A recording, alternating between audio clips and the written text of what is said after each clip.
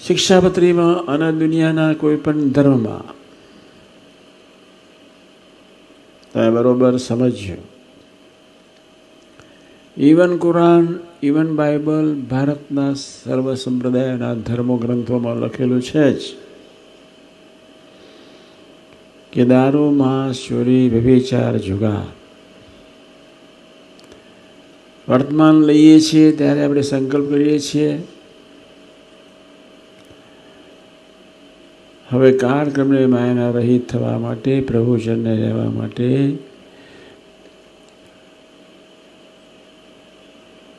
માનવ બનીને, ભક્ત બનીને જીવીને બાપાને રાજી કરી લેવા છે. માનવીનું લક્ષણ છે પંચવર્તમાન યુક્ત જીવવું. તે આપણે બધાએ વિચારવાનું છે. આજે એક દ્રઢ સંકલ્પ કરીને ઉઠજો. રાત્રે પ્રથમ 16 અને 18 પ્રમાણેના વચનાથ પ્રમાણે સ્વાધ્યાય ભજન કરીને પછી સૂવું છે. પંચવર્તમાન પાડે માનવ અને પ્રથમ 16 અને 18 રૂપાને સ્વાધ્યાય ભજન કરે ભક્ત. આવા ભક્ત થવાનો દ્રઢ સંકલ્પ કરજો. અમરીશ સમાજના જ્યારે આપણે દીકરાઓ છીએ, આપણે સાચા અમરીશ થવા જ્યારે પ્રયત્ન કરી રહ્યા છીએ, બાપાનો આ સંકલ્પ સાચા અમરીશ ભક્ત થવું એવા કરવા છે. બાપાનો સંકલ્પ ભગવાનનું ધામ ગુણાતીત છે ને સર્વને ગુણાતીત કરવા છે. આપણું આ ડેસ્ટિનેશન છે. ભલે કદાચ હરિધામની ધરતી પર ઓછા વત્તા આવાશે તો ચાલશે, પણ 5 ઇન્દ્રિયો અને 5 પ્રકારનો વિવેક પ્રથમ 16માં કહ્યું છે. એનો નફો તોટો કાઢીને રાત્રે 10 મિનિટ સ્પેશિયલ ટાઈમ કાઢજો.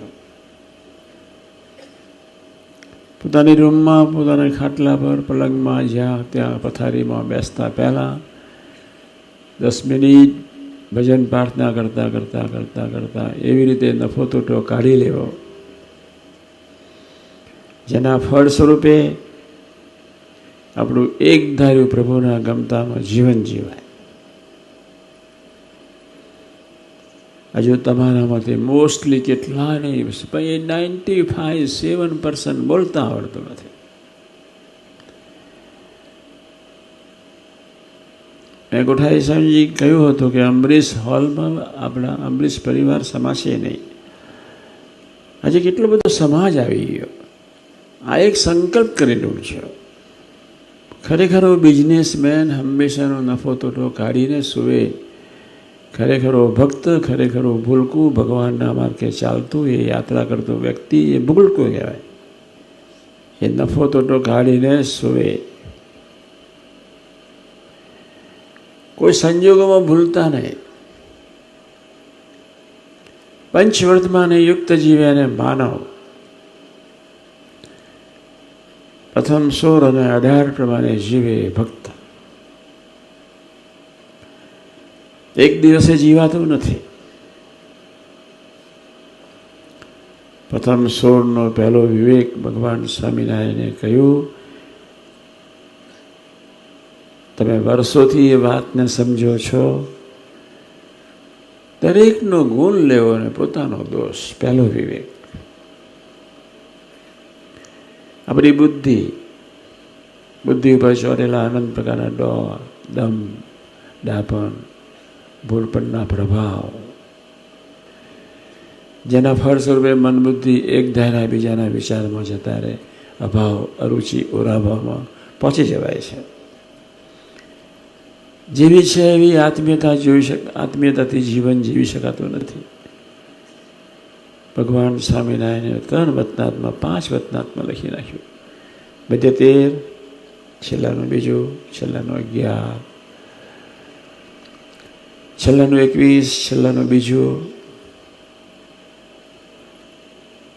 5 વચનાત્મા લખ્યું છે. તમે અક્ષરધામના છો, લોયાનું અઢાર. તમે સૌ સદા દિવ્ય સાકાર સ્વરૂપો જ છો. પ્રભુએ તો ખુલ્લી વાત લખી, જ્યાં હું છું તો તમે ત્યાં છો. કેટલી અદ્ભુત વાત કરી નાખી. અને એ વાતને વિચાર, એ વાતને ડેસ્ટિનેશન બનાવીને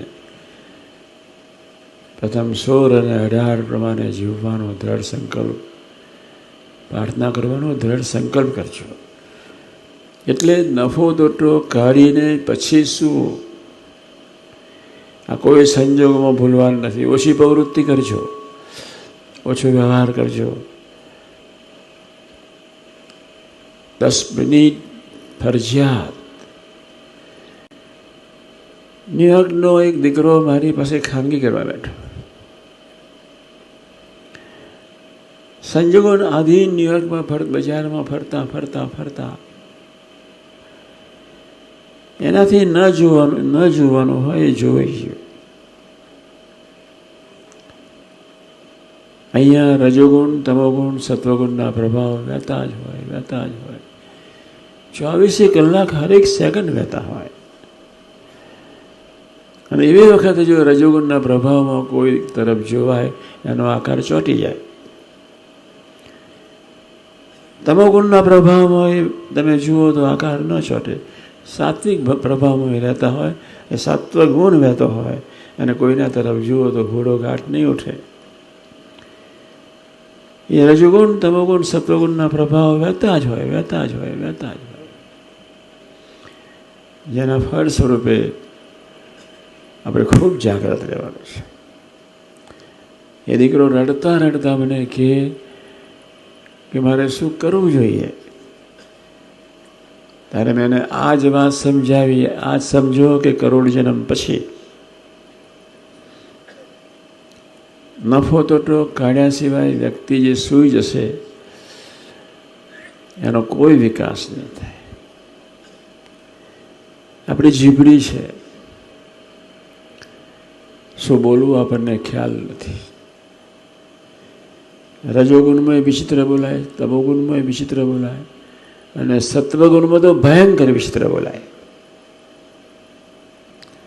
જે વ્યક્તિ સત્વગુણમાં ભાવફેર, અરુચિની, અભાવની, બીજાના દોષની ચર્ચા કરતી હોય એને ખ્યાલ ના આવે કે હું ભયંકર ભૂલને પાપ કરી રહ્યો છું. ત્રણેય ગુણને સમજજો: રજોગુણ, તમોગુણ, સત્વગુણ. રજોગુણ વર્તતો હોય ત્યારે તો કોઈનું જોવાનું મન ન થાય. હું જ ગધેડો છું, હું જલકોટ છું, હું કામી છું, હું ક્રોધી છું, મારે બીજાનું શું જોવું જોઈએ. ને સાત્વિક ભાવમાં જ્યારે વર્તતા હોય, સાત્વિક બુદ્ધિથી ભયંકર રીતે આત્મહત્યા નિરંતર કરતા જ હોઈએ છીએ. અને આમ વર્તવું જોઈએ તેને એમ વર્તવું જોઈએ. હું સરસ વર્ત્યો હોય તો સરસ સ્વામીજીનું સરસ સ્વભાવ તો સ્વભાવ. આપણે બાપાનું સૌભાગ્ય વાવ્યા છીએ. વિજયાદશમીના મંગળકારી શુભ દિવસે આ સંકલ્પ દ્રઢ કરીને જવાનો છે. તો જ તમે આ માર્ગે એક ધારા, મેં એમના જ કહ્યું, વાણીથી ભાગ્યે જ કોઈ વ્યક્તિ પાસ થતી હશે. તમે ખૂબ સજાગ રહેજો. ઘરમાં વાત કરો ત્યારે, મંડળમાં વાત કરો ત્યારે, મિત્ર મંડળમાં વાત કરો ત્યારે, કોઈ ફંક્શનમાં કે સમયમાં કંઈ વાત કરો ત્યારે, કોઈને જાનપણું આપવા માટે કંઈક વાત કરો ત્યારે ખૂબ ધ્યાન રાખજો. યોગીજી મહારાજ કેવો અદ્ભુત શ્લોક: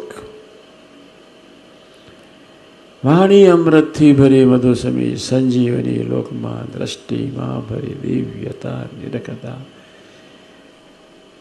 કેવાય પુરુષ ગમે તેવી પરિસ્થિતિમાં એને ગુણ જ લે, ગુણ જ લે, ગુણ જ લે.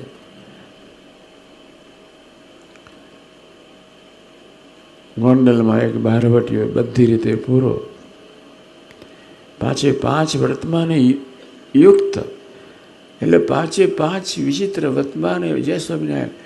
દારૂ, માંસ, ચોરી, વ્યભિચાર, જુગાર, બધી રીતે યુક્ત, સંપૂર્ણ ભ્રષ્ટ આત્મા. એનો ભત્રીજો મારી જોડે ભણે અને અભ્યાસ કરેલો, બધા સાથે સંજોગો આદિને અમદાવાદ સેટલ થયો, મેં મળ્યા.